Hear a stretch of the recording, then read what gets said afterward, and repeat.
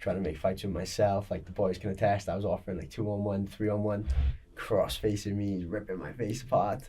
I always get a bit like this, when people do interviews and they're like, oh, anyone who says they don't get that nervous is either dumb or a liar. And I'm just sort of there like, oh shit, maybe I'm dumb or a liar. Like any promotion who messaged us to fight, like the reply was, if the guy's in the top 10 or like top 20 with a good record, we'll fight. Otherwise, we don't really want to. I tend to torture myself in my training as well. Like I put a lot of effort into it. I basically had a crack in my sternum, so I just hashtagged like media outlets and was like, somebody who knows him, tell him I said I'm gonna fuck him up. You're not gonna see us fucking hugging and kissing afterwards either. Let's just handle business and then.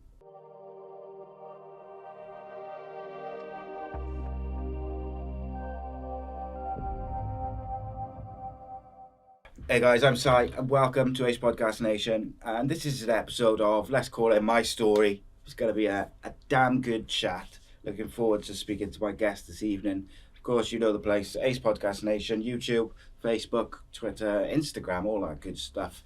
We got interviews, content with all sorts of guests telling their stories, interviews, all that good stuff. And don't forget to check out Violent Money. You could use the code ACE20 and get 20% off your training apparel, clothes, all sorts of gear. Good stuff, including t-shirts like this beautiful t-shirt, which I've got on now. And I quite like it as well, because it suits me because I'm short, and it's quite a long t-shirt, nice slim fit for my massive muscles. But there we go. Delighted to be joined today by Cage Warriors superstar, the Welsh Khabib, Mr. Ben Ellis. How are you, my friend? Yeah, good, thank you, mate. Thanks for having me on. It's all good, mate. I'm never going to stop calling you the Welsh Khabib. You could lose like every fight from now until eternity. But that one clip, I got Aaron Cleave to thank for that one. He started that. There you go. That's it. It's stuck, isn't it? It's just the way it is, mate. So kind of like with these ones, what I like to do is go right back to the start sort of thing and just get a little bit of, so people can get a feel for you. Yeah. And because we picked up a few like new viewers and stuff doing the ones in the studio as well, because you just attract a different audience, I suppose. So like, tell us a bit about where you grew up and the upbringing. Yeah. Where it all began. But cool. So yeah, I grew up in Porthcawl. My grandfather was a pro boxer, so growing up, I don't think there was any real aspirations to fight or anything, but the fact that he'd fought pro, we were going to know basic martial art just in terms of defending yourself, and like obviously that didn't go further than boxing. So we grew up hitting pads. There's loads of photos of us like 5, 6, 7 years old hitting pads. But then same time, the uncle was a rugby player.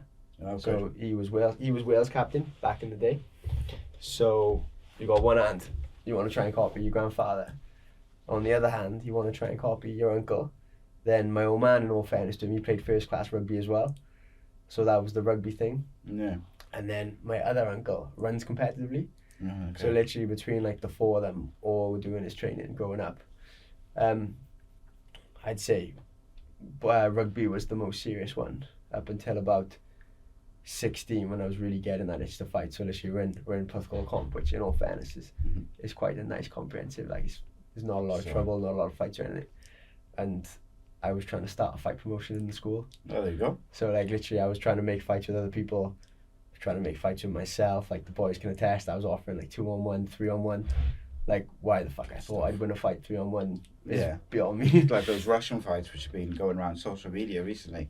Yeah, they're off their head, aren't they? Yeah. So to be fair, in true Porthcawl style, I think we had 2 events and then we got shut down. Yeah, I'm not surprised it got shut down. Good effort. I hope you charged tickets at least. No, I didn't. I was all about pleasing the fans, so there was no money. Free events. So I need to sort it out. So then I was doing amateur boxing, playing rugby. Got to a decent level of rugby, in all fairness. I played some Welsh Premiership games. But as it went on, I was much more interested in the martial arts side of things. But then there was something about boxing which wasn't quite taking it for me. I think a big part of that was just in boxing, a lot of them are very thin, they rely on range. And I was looking at them and I was just thinking, me being short and stocky, I wanted to basically grapple with them. And again, I didn't know any grappling at the time. But then when I was in uni in Gloucester, I went to Trojan Free Fighters. And I was going there primarily for the boxing class, but you know what it's like, you're going to travel like half hour, whatever it was, to Cheltenham. There's a boxing class on at this time, and then before or after that there might be a jiu-jitsu class, whatever. So I was like, yeah, I'll give it a go. So they threw me in with one of their purple belts, just like, you know, in true like jiu-jitsu fashion. They give you some of the experience to start with, just so they can like teach you to respect jiu-jitsu. Yeah, 20 seconds in, or not even 20 seconds, like 5 seconds in, arm triangle. It's like, all right, no worries, you got me, fair enough, no worries. Just go again, boom, arm triangle, arm bar. And you're just getting subbed over and over again. And then same as everyone, then you think, what, you're either, that's the last time you see that guy, or he's here forever. So yeah, that was me hooked. There was no way I was going to let somebody do that to me, like without me at least trying to do it back, or being able to do it back to some degree. So I was basically fully into it from there, to the point where I was still playing rugby, but like I was doing stupid stuff. Like I'd be going training before games because I didn't want to miss MMA training, but I was getting a bit of money for the rugby as well, so I couldn't not play. So just trying to fit it all in. Yeah, like not serious money or anything, just I was in uni, just so like that type of stuff. But yeah, by that point I was fully on the MMA bandwagon. And then when uni ended, then I was back in Wales. I knew Josh Ellis, who was gold medalist in the IMAF. So I literally just dropped him a message about it. And you know, all the fighters will tell you the same thing. If 1,000 people drop you a message about training, maybe 1 or 2 will turn up. And of that 1 or 2 that turn up, 5% of them will actually fight. Yeah. But yeah, he mentioned he was training with, say, Lou Long, Wayne Sam was at the mat. I turned up, never left. Fast forward God knows how many years later, and then yeah, here we are. Good stuff, mate. So with the rugby, mate, was it like, so you said you're pretty good. Was there ever like a chance where you could have pursued that as like a professional? I don't think so. I wasn't bad. I wasn't bad. Scrum half. So like I was decent, but like decent to the point where like I was in the Ospreys 16s, Ospreys 18s, all that stuff, and then say played some Welsh Premiership games. I got a scholarship at Harvey College, that type of thing. But then in terms of making it as a pro, I think there was just a couple of things. I think probably the biggest thing was I didn't love it. Yeah. I was doing it because it's hard then, isn't it? Because you've got to put the work in, and like I was good at football when I was like a teenager, and I got to like a certain level, and I loved it when I was playing to a certain level where I was like one of the best players, and then you'd go to like the School of Excellence or the Academy, and then everyone was really good, and I didn't know anyone, so it was just a bit like, nah. So I would go, but it wasn't the same, and I didn't have at that point the kind of work ethic and the motivation to think I'm not going to go out with my mates and drink or hang around the streets or do whatever because I want to be a professional footballer. So it was never gonna mesh. And I think to be like a professional athlete, if you don't love it and have that motivation to get up, like we talked about Gavin Gwynn just now before we started, like he gets up at like 5, like I'm sure you probably do, gets up at like 5, goes for like a run and does all sorts of stuff before he even has breakfast, and then does like the school run or whatever. Like if you haven't got that motivation to do that before you even, before you're really kicking off your day, you're done before you're you done, start. You've beaten yourself before you've had to face anything else. And I think it's interesting, isn't it? Because like you've come from a family which is like full of athletes in it, and sometimes I think with that, if you've got like grandparents, uncles, parents, or whatever who do a certain, who love something, it can sometimes have the opposite effect, kind of, where the kids go the opposite way. Yeah. Like they don't want to play rugby or they don't want to do sport just because their parents or their family are so bang into it. But obviously you didn't. You went the same way. I think that's what you said there with the kids going the opposite way is when the parents are pushy. Yeah. Like mine weren't pushy at all. Like my grandfather definitely didn't want me to box.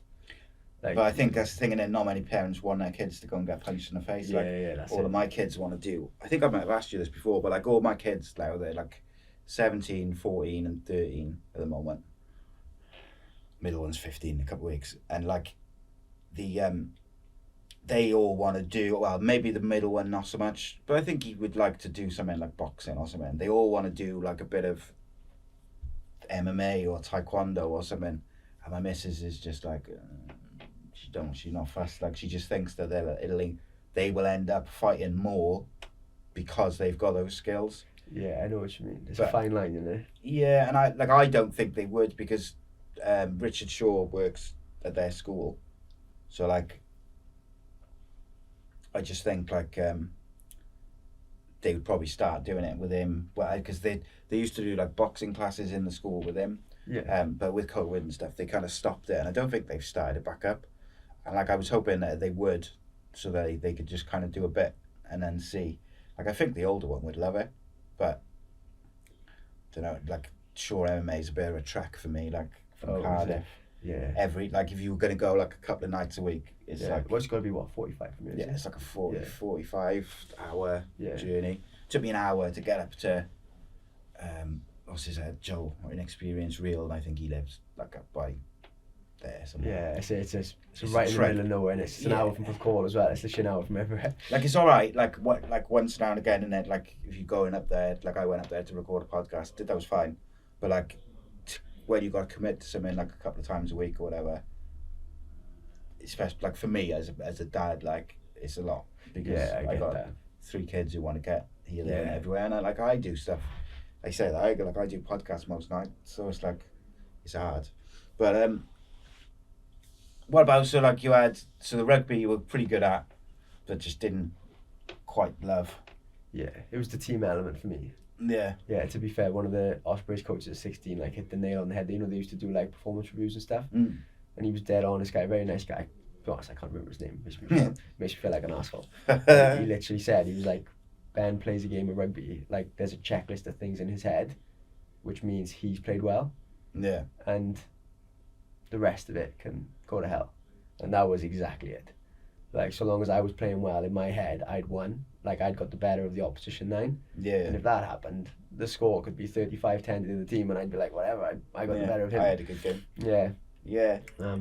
It's team sports are weird, don't they? Because like in some ways, that's a good attitude to have. Because if you're doing your individual job, that's your job, isn't it? But then obviously, most team sports, they want you to think that, or even if you have a bad game, let's help the team win, sort of thing. That's it. And it's a weird kind of correlation, I guess.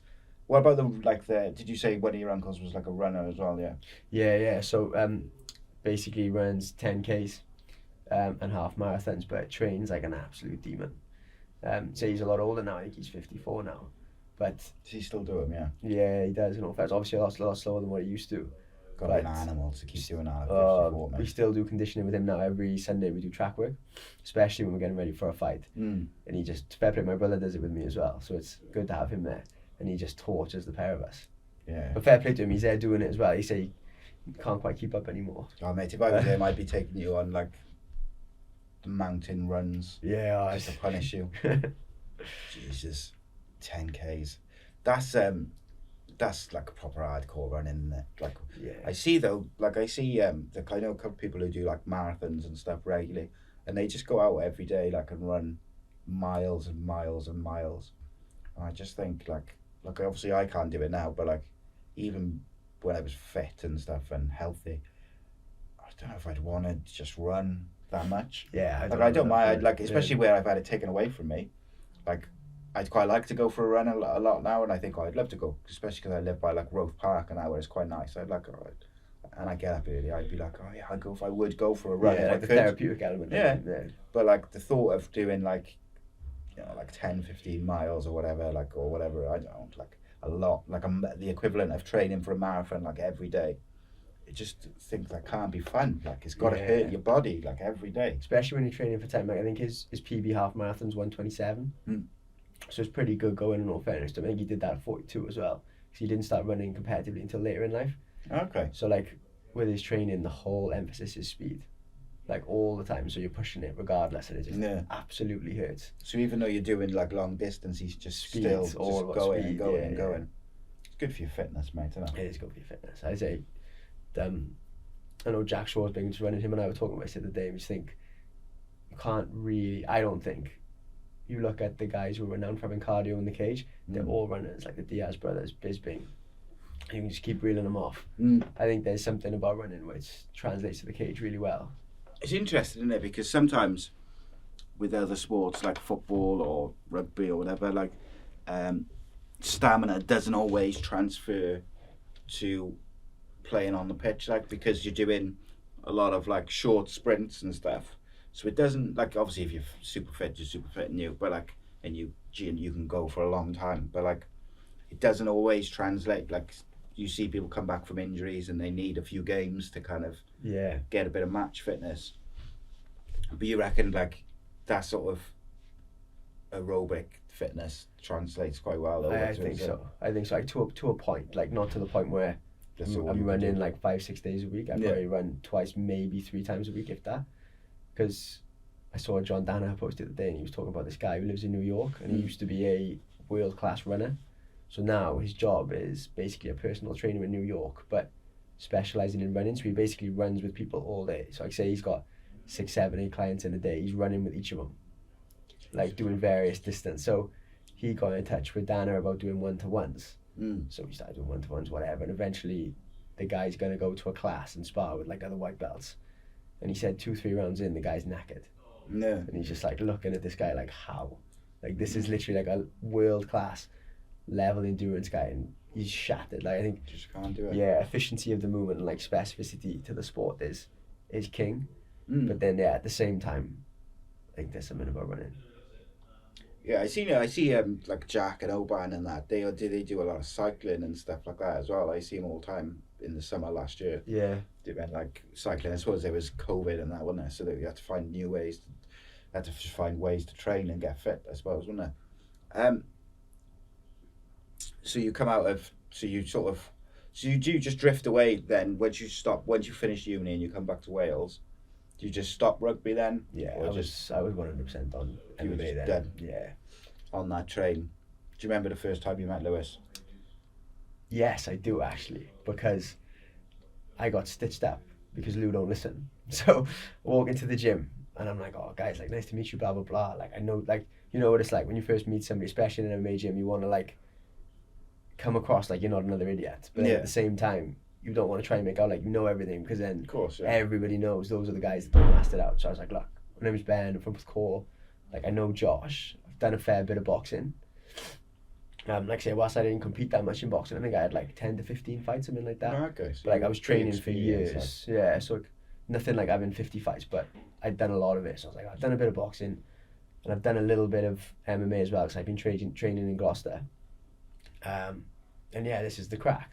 But literally, Lou had a fight booked with Shay Mills, and all he heard was, I've been training in Gloucester at Trojan. Yeah. And I didn't even know he was fighting Shay, because at that point, like, when I left, I didn't know.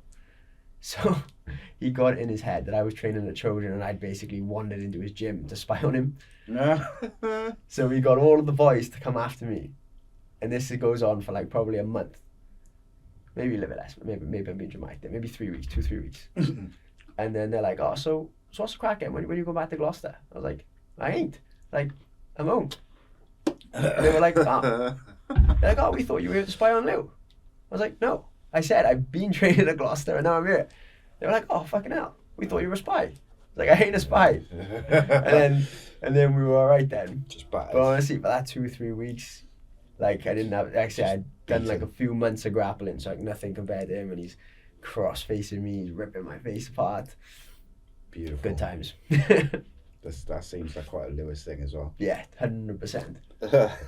I like that. That's really funny. So, so like you said like you're on board fully now for MMA and that. Was it? Sorry. Was it like at that point were you still sort of like just looking at it as like a fitness thing, or was this already starting to be, you know, I want to do this, I want to have some fights? No, at that point I wanted to fight. Yeah, literally, like, as soon as I knew what MMA was, I was like, oh cool, I'm going to be fighting 100%. I want to do this. Yeah, because it was everything I liked about boxing without everything I didn't like about boxing. Yeah. And then we've seen some what we don't like about boxing on Saturday. Oh, you know, I haven't seen the fight, but I've heard plenty about it. Jesus Christ, it's been non-stop on social media. I was watching the UFC and I just seen Twitter go nuts. And literally, I was like, this is why I'm watching the UFC. Like, it's I just find it depressing. Like Jack Catterall, like there was these pictures of him as a kid, like boxing. Like he's clearly loves the sport, and he literally, like, he's worked all his life for that. He stepped aside last year so Taylor could go and unify all the titles because he was supposed to have a title shot, and then he finally gets his shot, completely outboxed him, and they robbed him. Just heavy, innit? Yeah, it's just wrong. Like, and that's why people have kind of I think switching off from boxing, and yeah, like you do get the odd decision which raises eyebrows in MMA, but it's like it is a rarity, I reckon, because generally even in those ones in MMA where you're a bit like there was one on Saturday, I think it was the women's fight on the main card, where I was like, kind of thought the other woman won. Yeah, a few people have said that, but it was close. Yeah, and it's like you don't very often get ones where it's like it's completely one-sided. Yeah, and it's like, come on. Yeah, I think with MMA it's like there's an element of like just incompetence to it, where one judge will come back with something and you're like, what the fuck was that? But then to have all three outright lie, I'm like, that's not incompetence. Well, you see, like with the Olympics and stuff, they've caught judges being corrupt, haven't they, plenty of times. Like I think Roy Jones, they caught the judges that did him. Well, that's why I think it was Roy Jones wouldn't come and fight in Britain. Was it Roy Jones? Someone's.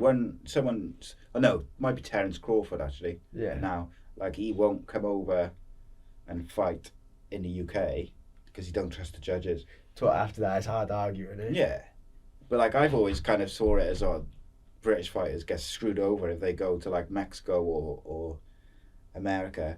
But then the more I've paid attention to boxing over the last couple of years, and where we've had Ben on talking about like boxing, and he knows the ins and outs of it all, and he's like a real historian for it, he kind of like has opened my eyes a bit more, and it's more the other way around. Like, yeah, but sorry state of affairs, that isn't it? Yeah, it's embarrassing, mate. I just think like, just doesn't do boxing any favours at all.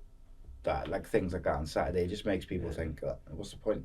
Did Josh Taylor say he thought he won as well? Yeah, because I felt sorry for him, because I saw people going at him and I was like, look, it's not his fault. He fought and the judges gave him the nod. But then when he said that he thought he won, but then by all accounts his own corner during the fight were like, mate, you need to finish him, like 100%. Yeah. So it's like, you're not going to come out and see. He's not going to come out and say the judges have got that wrong. I get that, but like his statement after the fight was a bit like, come on, mate, you're being a bit of a dick there. Yeah. Whereas people went out yesterday, and I thought that was much better.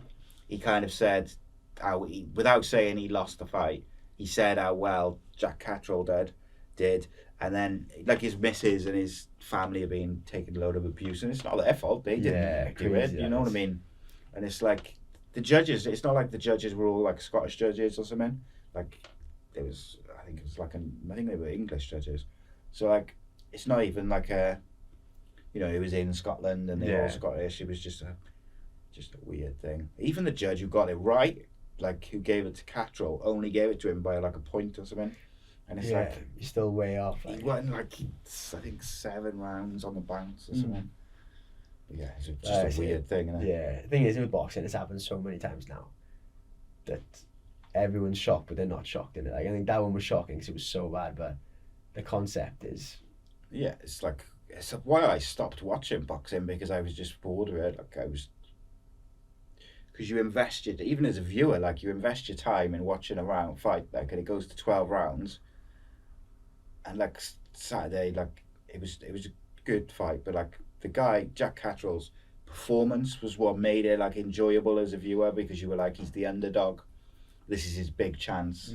Josh Taylor's like the guy who, in my opinion, deserved a lot more credit than what he's got for like his achievement of unifying all the titles. Yeah, 100%. He hasn't got anywhere near the media like the Chris Eubank Jr. got when he fought down here. Yeah, and it's like he deserved that, but then equally, that's what made Jack Catterall's performance so special. Yeah, and then you see the result, and you're just like I didn't really care who won. like I didn't really have a dog in the race. Like I wasn't really bothered. Yeah. It was just a fight. Like I was looking forward to watching it, and I was going to watch the UFC, and like you watch it, and then you spend like your 12 rounds or whatever watching it, and then it's like, well, I won't bother next time, because it leaves this weird like bit of taste in your mouth, and like I was pissed off. Like, and I was afterwards, I was thinking, why are you pissed off? You don't really care. Yeah. But it's like the concept pisses you off. Yeah. And I just felt sorry for him, like, but so how many amateur fights did you have then once you come back to Wales? Oh, MMA fights? Yeah.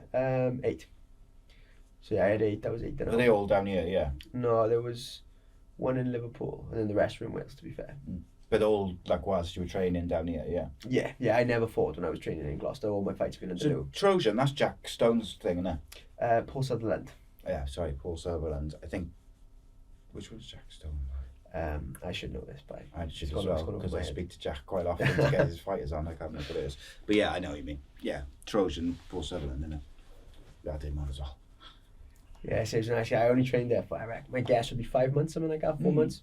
You got some good fighters up there, man. Yeah, very good. Obviously, the Figlack brothers, in particular, they're probably the standout ones. But yeah, there's a load of really nice guys up there. And like I say, they were the first ones to show me grappling and stuff like that. So yeah, grateful to those boys. So did you ever get to face the person who tapped you out like 5 times in a row? No, that was Mario Said. I don't even think Mario would recognise me.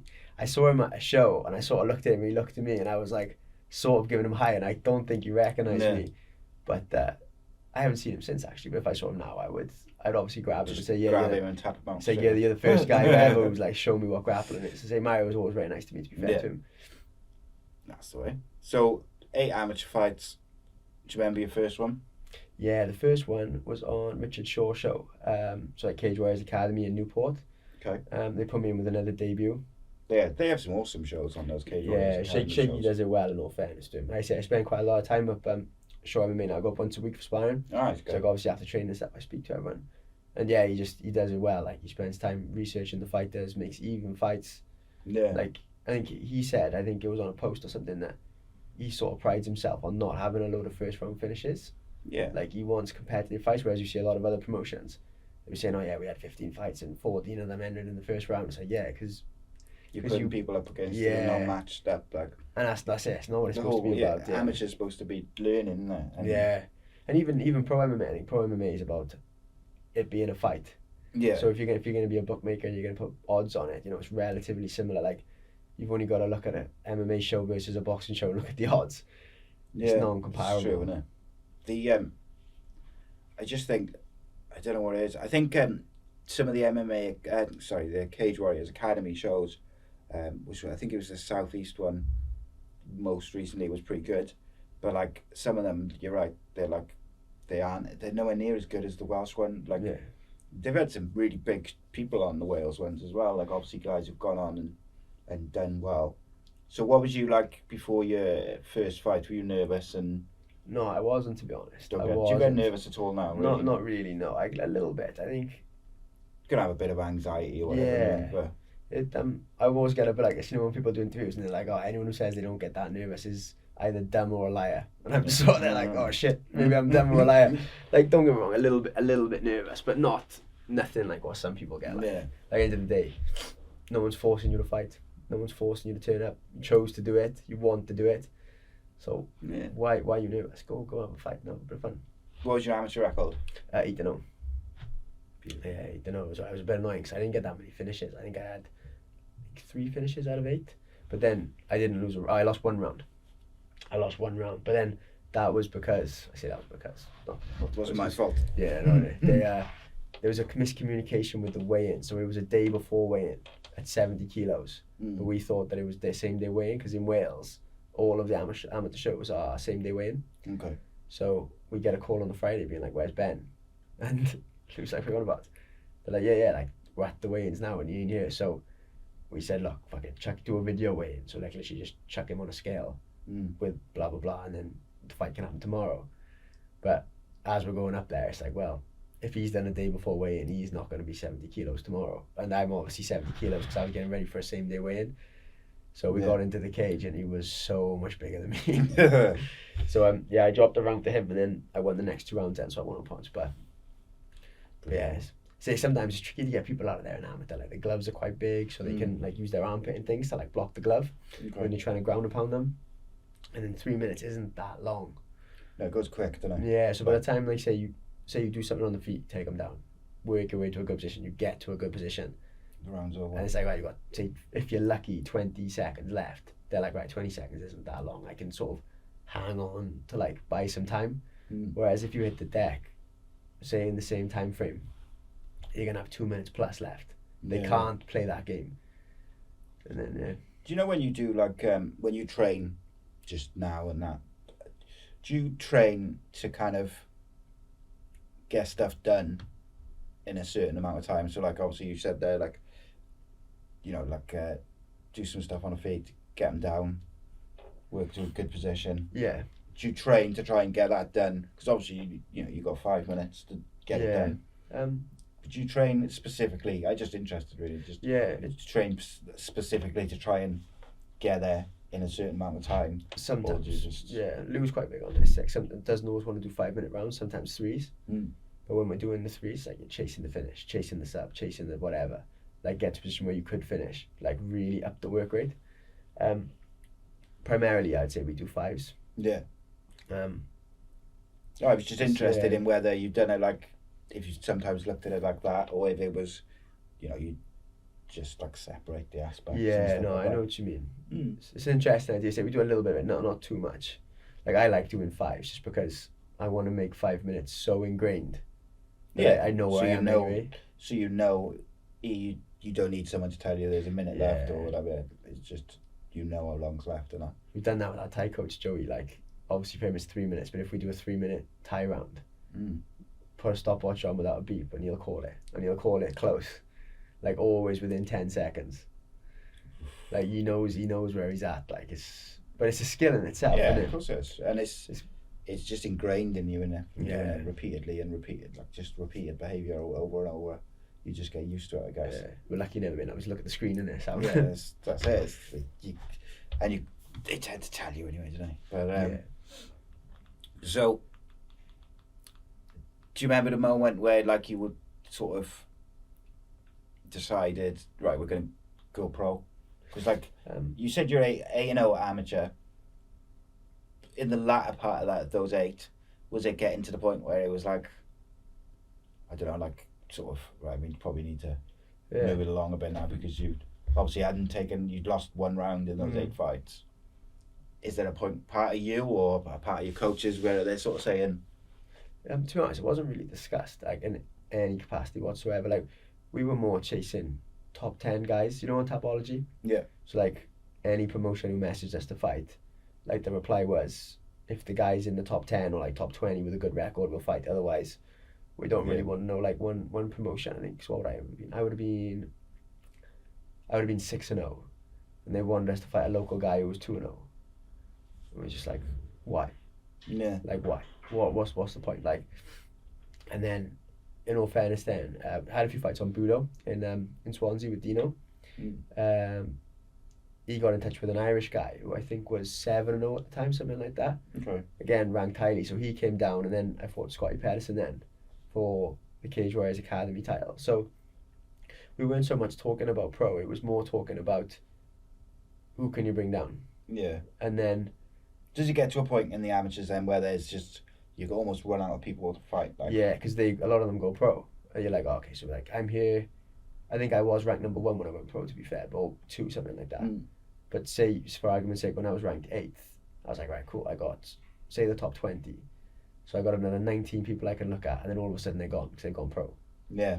So then you're like, oh, fuck, so might as well go pro. And then, and that's all it was, really. Let's say I won that title, the Cage Warriors Academy one, and then I think Shaky then just messaged Lou saying, look, does Ben want to go pro on the next show? And it was just like, yeah. So what did you do a pro fight on Cage Warriors Academy then? Did you? No, I did it on the full Cage Warriors, but I think with the ones they do in Wales, Richard Shaw's involved, so it was almost like an academy that's linked with the main Cage Warriors. Right, okay. So who was your first pro fight? Brad Evans. Dumb. Yeah, I like Brad. I got a lot of time for Brad. It's a bit annoying because I'll be dead honest without being disrespectful to him. I think his record was 2-10 at the time, or maybe 2-9, something like that. So I didn't want to do it. So no, like, give me someone proper. Like, again, I'd say that I don't want to be disrespectful to Brad. I know I, what you mean, I like- really like Brad, but I think he'd be the first one to say that he's not necessarily turning up to win. Yeah. He's turning up to like compete, have a bit of fun, and if he loses, he loses, and then Mm. whatever. So I said, Whereas like, you were looking to kick off your career and yeah, well, I was challenge looking to him. take his head off, like, Mm.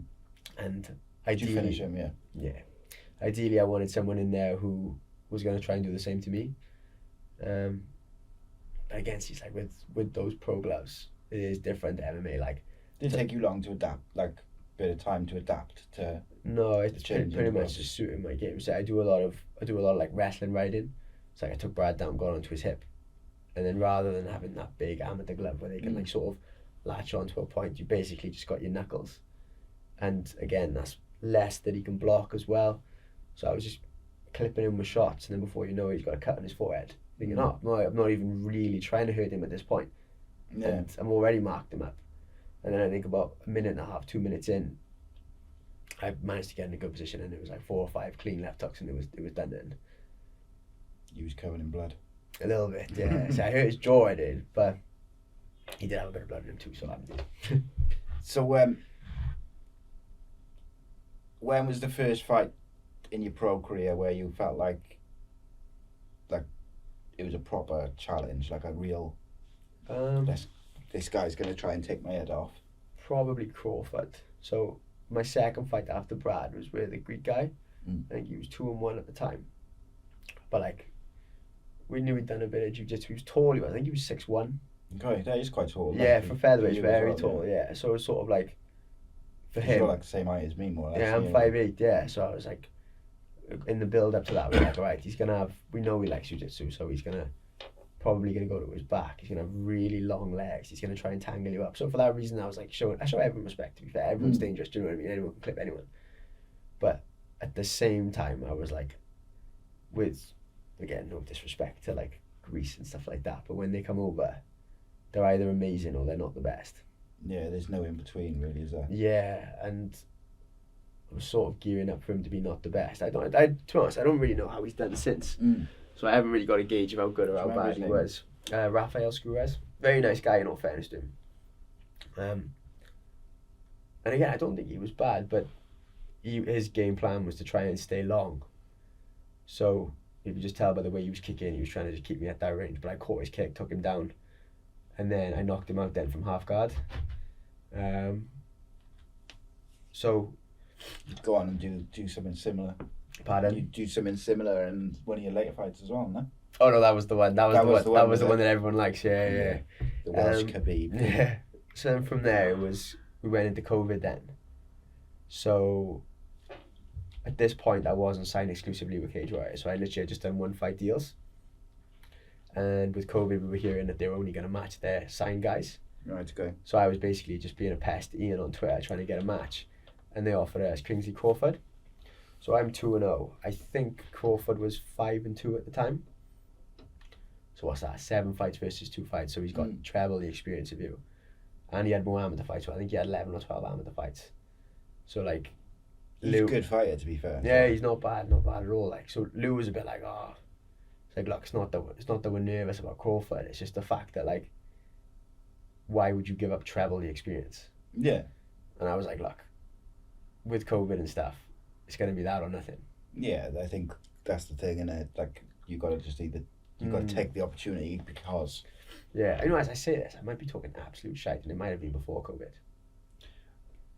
I can't even remember now. I think it was at the start, wasn't it? On like the first... I can't remember if it was on the first trilogy right, or if it was on the one, the one... So the last show before COVID was the one where Mason won the first title he won. That was it, and I was supposed to be fighting him because that's what happened. I basically said to Lou, I was like, look, well, I want to fight him. So fair play to Lou, he gave the green light, so we got matched with him. And then that was supposed to be in Manchester. And then literally on the way there, they were like, yeah, you ain't coming. And I never got a clear reason why off anyone. They just said not COVID related. So I was a bit like, what the fuck? This is Tuesday, we're travelling to Manchester, I'm literally in the car with my brother. And they were like, look, if you turn up and make weight, you might get a fight, but you'll get paid. And no disrespect to Cage Warriors, I didn't really give a fuck about being paid. I just wanted to fight. So I was like, right, I'm gonna go up, see if I can get a fight. All the featherweights tested negative for COVID and they made weight. Yeah. So then there was like a small discussion about a lightweight fight dropped out, and I was considering taking that, but then fair play to Lou and Wayne, they stepped in and were like, look, we're not gonna let you fight a lightweight at featherweight again, like not a pro. It's like there is a line here, we're not gonna let you cross. So they put a stop to that, and that was that. So that's really interesting, because that not that specific situation, but I was speaking to Lewis obviously on Thursday, just gone, and he was on about some of the situations he's been in, and I kind of put it to him that if one of your boys was in that situation, would you put your foot down and say 100% no? there he would, and he said himself, yeah. But he said if it was me, I probably would have done it. Yeah. Well, actually, I didn't even know the discussion was going on for the lightweight fight. Okay. He literally told me afterwards. He's like, yeah, like they did mention it to me because I remember saying about it. But by the time they mentioned it to me, it was like, this has already been ruled out. You're not doing it. Full stop. And I think long term it's a risk, isn't it? Like obviously if you do it and you win, then great. Then it is good, isn't it? Because you beat someone bigger than you, blah blah blah. But it could do probably more damage than good. Yeah, to be honest, I think I wasn't even that keen for it. The reason being is I think you were there. You early on, well, that would have been the reason for. But the reason against was like, okay, Cage Warriors level. Fine, it doesn't really get commented on. Like, no one's gonna be like, oh, by the way, this guy's in here now as a featherweight. So obviously you would have weighed in at lightweight, but you've already trimmed your body down to a featherweight frame. Like, no one's going to be saying, yeah, he's probably outweighed by 10 pounds. He's probably like blah, blah, blah. It's literally just going to be, oh, yeah, we got a lightweight fight here versus this guy. Nobody's going to know. Yeah. So I was a bit like, I would do it. But you want if they made a point of you want the credit for doing everyone, it. Yeah. Because I remember when I beat the guy at amateur who was a weight class up, at no point was the weight mentioned by anyone. It's mad, that, isn't it? And you're like, I said in the post, I was like, guys, yeah, it was a good win, and he is a good opponent, like, take nothing away from him. We were not the same size. Nowhere near. Like, so just call it for what it is, like. Should say, shouldn't they, really? Like, should make a point of it, like, why there's such a big difference in size. Like, the, which one of your fights was the one where you had a bit of a scuffle afterwards? That was Crawford. I thought it was. So, didn't like his behaviour. I was upset with Crawford because of the pulling out the Manchester thing. Yeah. And I think it's not pulling out that annoys you. Pull-outs happen, you know what I mean? So, like, but it's there was no reason, nothing. Like, I'm speculating a bit here, but I'm pretty sure that him and his team didn't understand the COVID measures. So they hadn't planned. Like, they were planning to turn up like the day before weigh-ins like you normally do, and then that was that. And then Cage Warriors are like, wait, what the fuck? You need to be here like 3 days in advance of that because of all the testing. And then they were like, oh, well, it's not coming. So I was like, to go through all of that prep, and I tend to torture myself in my training as well. Like, I put a lot of effort into it, especially that one as well. So for it's a big fight for you, though, wasn't it? Like, it was the first test. Real test. Yeah. And I think when you kind of marry up him pulling out what you put yourself through in training, and then the way he was sort of during and after the fight, it was a bit like, mate, you should be and like, especially when we spoke afterwards, I was like, he should have been apologising to you more than for pulling out the first. I mean, I can see a bit why he was upset. I mean, at the end of the day, like, when we were facing off in the cage, like, I was just hurling abuse at him. Good. So, like, I can see why you were like that. I can see why you'd be like, I can see why you would be giving it a bit like. Yeah. So then at the exact same time, then as soon as the fight ended, he had his back to me because he'd like turned on the bell to see his coach. So I called to him and offered my hand, and he was like, nah. And then I was just like, mate, fuck you, like, fucking bitch, like, you just literally had your chance to fight. Now that we can't fight, you still have, especially when his issue in that fight was a lack of output. Like, he didn't really do a great deal. You kind of it like both ways, I suppose. Can you? You can't sort of give it a big one or whatever, not fight, or when you've got a chance, and then when it finishes, that was it. Start giving it the big one again. It's like, well, you just had the chance to punch me in the face, mate. Yeah, I got stitched up a little bit in that one because in the first round, I hurt him with a left hook on the cage, took him down, and I landed some good shots from on top of him. So I think in the first round, I took literally no strikes, bar an illegal knee to the spine. That's it. Yeah. When I was looking for a Kimura, he elbowed my spine. It actually really hurt as well. Like he did something to my back, so literally my back was locked up the whole fight. But it was, like I say, a dominating round. And then in round 2, pretty much it was the same thing. I landed more leg kicks in round 2 than he landed total strikes, and I took him down and took his back. But then, I think with about 2 minutes or so of the round to go, we got back on our feet, and I was like, you know what, I'm just going to strike with him for a little bit. And then, because round 2 was less dominating than round 1, it was almost being communicated like it was a close round. Yeah. And I was like, watching it back, I was like, this is not close. Like, not even close. And then in all fairness, first time it's happened ever, but in the 3rd round, I was a bit like, I won't lie, I was so injured going into that fight. Like, unbelievably fucked. I won't go into too many details, but fuck him. I've never said this to anyone because,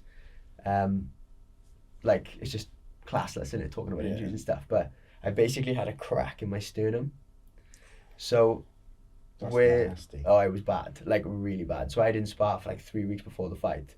Basically did no contact before the fight. We did like a test, like light spar, to see if Lou was going to let me fight.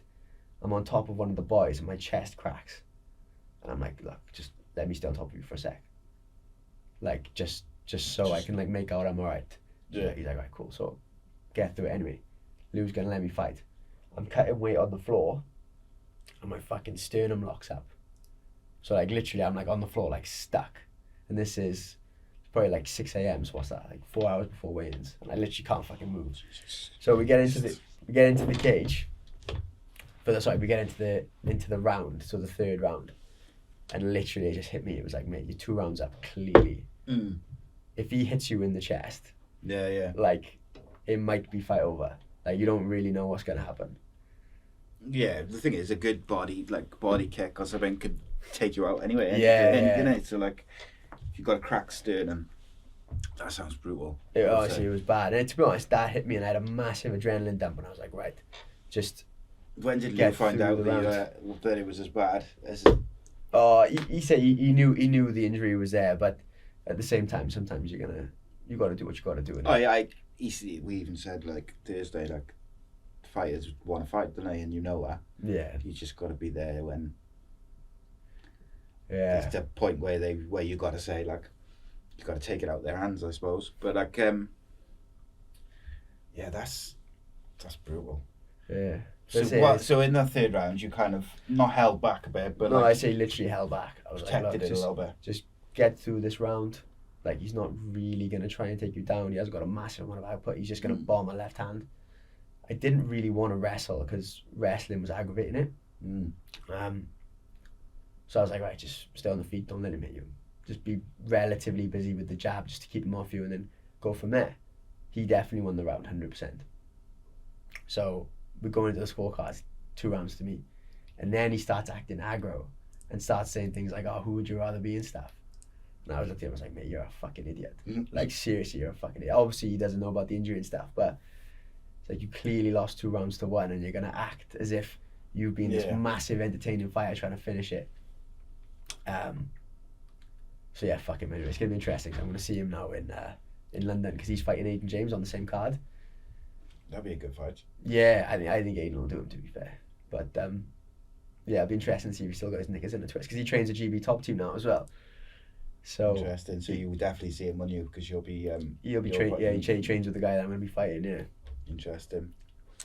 No, it is what it is, isn't it? Like, I can see why. Like, I get it in some ways, but like, he's got to understand as well that you are more to be pissed off about. Like, do you know what I mean? Well, that's what I would say. So, but then I tell you what, though, at the same time. But then he might look at it as like, the first fight got called off, and then the second fight you were just chucking abuse at him straight away. So he just thought you were a bit of a prick, like. Yeah, and full disclosure as well, and I'm pretty sure I did this before he pulled out. I think it was the first time we were going to fight. When they announced the fight. Yeah, I don't think he's got Instagram. Okay. So I just hashtag like media outlets and was like, somebody who knows him, tell him I said I'm gonna fuck him up. So he might not have liked me that's for that part reason. of the game, Well, and I meant it as well. I wasn't trying to sell anything. I meant it. But so whether he was upset about that, it is part of the game, isn't it? yeah. But yeah, they say you'll have a fight with Aiden. I think Aiden will beat him. Yeah, Aiden's good. Yeah, I like him. I Yeah. think. Yeah, he's it'd be a good fight though. Yeah, they say it's interesting. He went down to bantamweight, Mm. but he doesn't look like that's a fun cut for him. No, don't think any weight cuts are fucking fun. Yeah, no, definitely not. Definitely. What So what abuse were you saying to him, man? I want to know now. To be honest, I don't even Just really call him a remember dick, yeah. because you know it's like when you're in Yeah. that zone, you're just talking. But he was like, say, simulating like he was gonna hit me with elbows, hit me with knees, and I was just telling him. I was But he like, didn't. "Fuck From him what I up." can remember, he didn't hit you with anything. Pretty No, much. no, not really. Say even in the third round, he landed a couple of like long straights, but nothing heavy. It's just a really Yeah. weird thing, like, and I don't mean necessarily specifically to him, but like, there's these fighters who they kind of give it the big one about their strikes and stuff, and then sometimes they'll get in the cage and they barely throw anything, and you just like, your whole persona and game Yeah. is about like, you know, your elbows and your striking, and you're not doing anything. And I don't understand it at all, because like, if you've got someone who's a wrestler or a grappler, they're looking to do that in 9 times out of 10. But for some reason now and again, and you know, it could be anything, and it could be range and all that sort of stuff. But like, there's been a few over the years. Like he remember when who was it? Was it Derek Lewis and Ngannou? Oh, nobody threw anything. And it was like Yeah. 3 or 4, 5 rounds of like they barely threw a punch, and you're Yeah, like, crazy. we've just watched you two for the last 10 years just knock out everyone Yeah, who comes yeah. your way, like, and then you And you fight each haven't other even and you done- can't even. So I got to give him credit because then this leads into the next fight. Then when I fought Manny Akpan, he is somebody who epitomises being dangerous on the feet. Yeah, he's Like- a very good fighter. He is. Say I think he's that's what I really say. underrated by some people. I do. I rate him in some ways and I underrate him in others. Like I think in terms of like controlling the fight, I don't think he's particularly capable of doing that. But what he is capable of doing is throwing crazy shit at any time. Yeah, exciting fighter, isn't he? Yeah, like say, Maybe his fight IQ is not. yeah, or say, maybe it's really good, like- you know, where he plays that element. Like with me, he didn't even try to clinch with me. As soon as we clinched, he pulled guard. I think he pulled guard like 5 times in one round. Makes sense. And just tried to nullify ground and pound from that position. Say what he's hit me with, to be fair to him, is just a crazy unorthodox technique, like throwing a spinning hook kick from a clinch. It's nuts. So I definitely want that one back for sure. But I So give what, him, you'd like to beat this guy now and then? yeah, beat Nick, ask for the Manny rematch. If they give it to me, great. If they don't, beat somebody else, ask for the Manny rematch and just keep going after that. Because, you know what I mean, I could go on a 15-fight win streak now, and then Manny still got that over me. I can't really let that lie. Yeah. I can't. Like Lou wants me to, but I can't. I'm not really wired that way. So But I guess it's one of them things, isn't it? Like, as a fighter and as a competitor, you wanna prove that it was like a flash and not a flash in the pan, but like I don't even want to say a fluke, because yeah, like what he did, I wouldn't call it a fluke either. I think because it's- he's done that sort of shit before. Yeah, it's skill and he's good at it. But like, it's just you want to prove that I can beat You him could be basically. better, yeah. Yeah. Like I said, I would never call it a fluke. At the end of the day, like he's thrown a technique. The technique's worked. So in no so many no practices, isn't it? It's the end of the day. I don't even want to say something like if we fight 10 times, I win X amount, because at the end of the day, we fought once, and that's that. So we can't say anything else. But no, I'm definitely not afraid of him. I definitely want to get that back. So we'll see where that goes. So what about you got this fight coming up? What's the date? 18th of March. Is it a week before UFC London or The day same before. weekend, day before? Yeah, What a Friday weekend night that's it gonna is. be. It's gonna be insanity. That Yeah, weekend. no, it's going to be good. It's going to be very good. I'm looking forward to it, to be fair. So March 18th, I got someone really big coming in here on that day as well. That's gonna be an Yeah. awesome weekend. So who are you fighting? Did you say? Say Nick Bagley from Nick GB Bagley. Top That's Team. it. Yeah. So he's good. He's 2-0 now. He last fought on Cage Wars. He beat Scott Patterson. In all fairness to him, he did a really good job. Yeah, Scott's coming on the fight show. Actually, I spoke to him yesterday. He's really tough fighter. Scott is like he's hard like, and I said this to Danny on Sunday. Like, I think with Scott, it's only my opinion. Like from someone from the outside, I just think eventually it's going to click for him. Like you can see at the moment, he's got like really good elements. Like he just hasn't quite put it all together into one. Even in the Bellator fight on Friday, like, you know, he stayed in that fight. I thought that Kelly, but I thought he looked really good. Yeah. And I actually think he looks, if he continues to improve, he looks like he could go and be something. But I just think Scott's got all the elements, or a lot of the elements. He just kind of, one fight will come along and it'll all just kind of click. Because anyone who spends any time with him knows how hard he works. Always training, all the time. Especially with the people he trains with, the coaches. Like, do you know what I mean? When you've got all those elements together, plus the coaches and the people he's sparring and training with, like I really believe that it'll just click for him. Yeah. But he's young, and he's still like relatively young. No, fingers crossed now. So you know, it's like with MMA, it's crazy, isn't it? Like a couple of wins or a couple of losses, it flips everything quick. Yeah, big time. I think it's even more so in the UK scene, because Cage Warriors particularly, but like Cage Warriors, Bellator, UFC, but like the UK side of those, like Bellator and UFC, like everyone, once you get to like the unofficial, say, top 15 of those British fighters in each weight class, they're all good enough to be in like the UFC or whatever. So it's like, if you go on a run, it can happen very quickly for you. But you can also come up against a couple of guys just in a row by almost like, not by chance, but you just come up against two good fighters who are better than you on the night, and it's not necessarily because you've lost it or because you've done anything wrong. It's just the standards so fucking high. Like, I think particularly in Cage Warriors featherweights division, it's a bit of a joke how good it is at the minute. So I think there's a couple of divisions in Cage Warriors where it's just like, most of these guys would probably compete if they went and you stuck them in the UFC division. I think so. I say most of the boys probably agree with that. Like, pretty much all of us have sparred or fought plenty of UFC Bellator guys, and you're like, he's good. I'm not saying anyone's bad, of course, but by no means is it a different level. Cage Warriors gone up a whole another in the last couple of years. Just been the standard of fighter is like just a whole new level. Like, so you look at that title fight in with Paul Hughes and Chernik. So like both of them could go in the UFC tomorrow, no problem. I'm almost disappointed that they're going to do that match. I don't think Danny will mind me saying, like, I know that there was at least a discussion, should we say, at some point where they might not do it because they both might go to the UFC. Might both go anyway, So like Jordan, he's like special, but so's Paul Hughes. They're both very good, in fairness. And like Jordan's so sound as well, which is really weird, like, because you almost feel like the amount of, because he's got such a big following as well.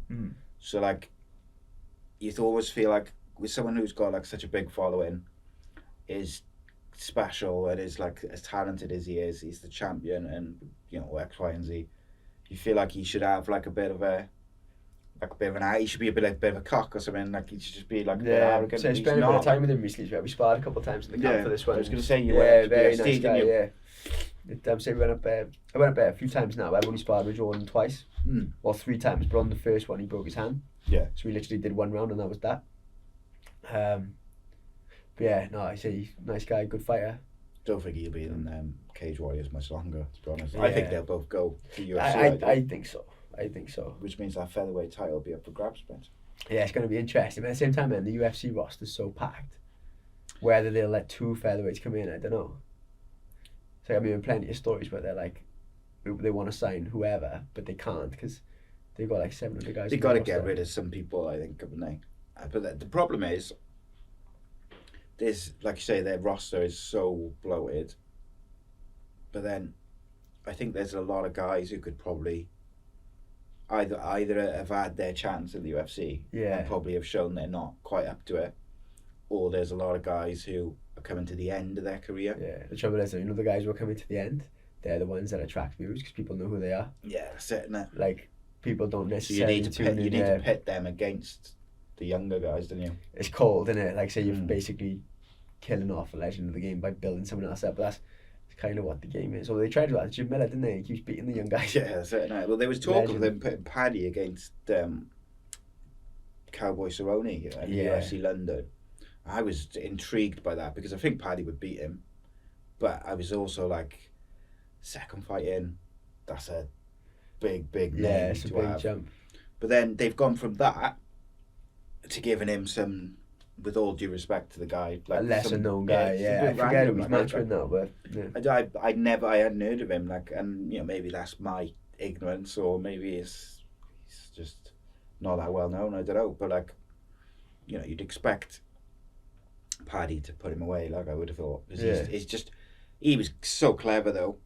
Paddy was in how he worked, like how he and Graham and how they managed his career, because he could have gone when he was like 19, 20, when he won the featherweight title, and he didn't, and then he lost a couple of fights and kind of got rid of some people around him and hangers on and whatever, and then and I think now, like his last few Cage Warriors fights, his all-round game, it just looked, I remember saying to Danny after, I can't remember, I think it was the last one he won by flying triangle. Can't remember if it was his last fight or like the one before. Yeah, I think he's been a couple since then, but yeah, I know what you mean.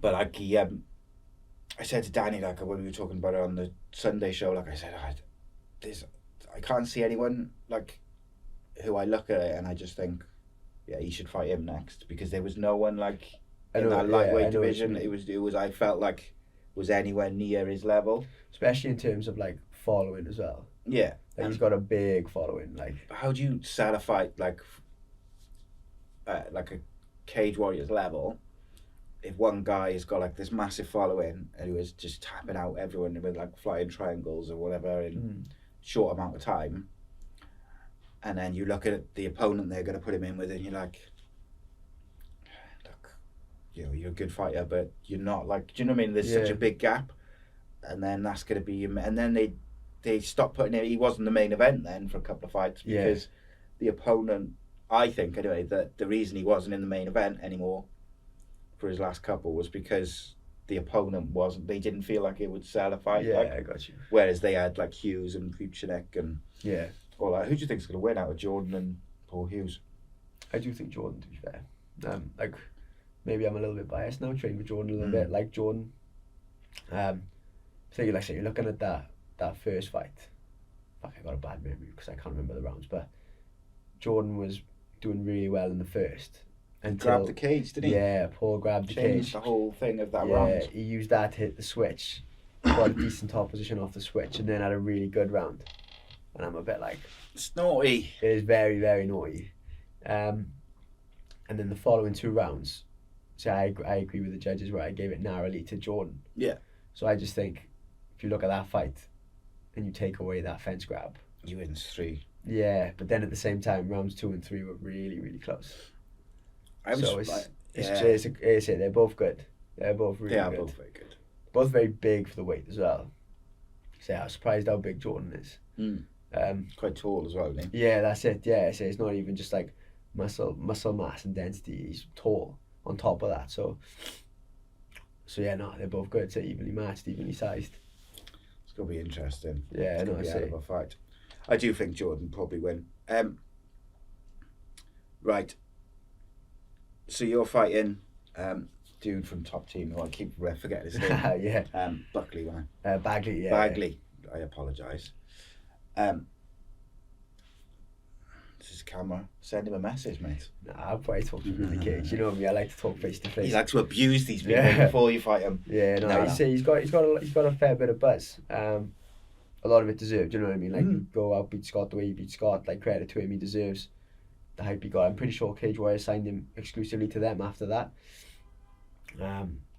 Is he a striker, is he, or is he like grappler? Primarily he seems like a wrestler. I'm sure he can strike a little bit too.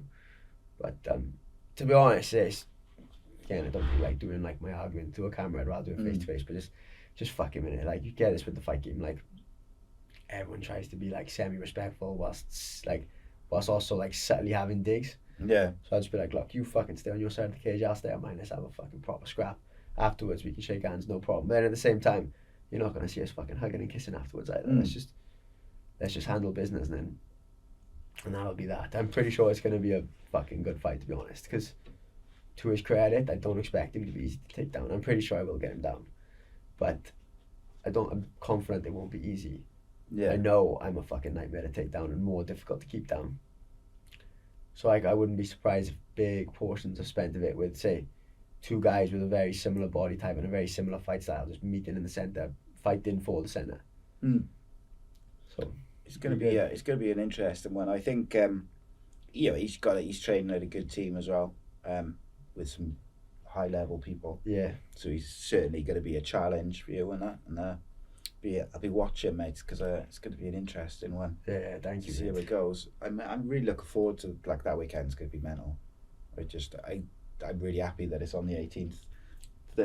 Because I've got so much going on now. Those 3 days, it's just going to be like Christmas.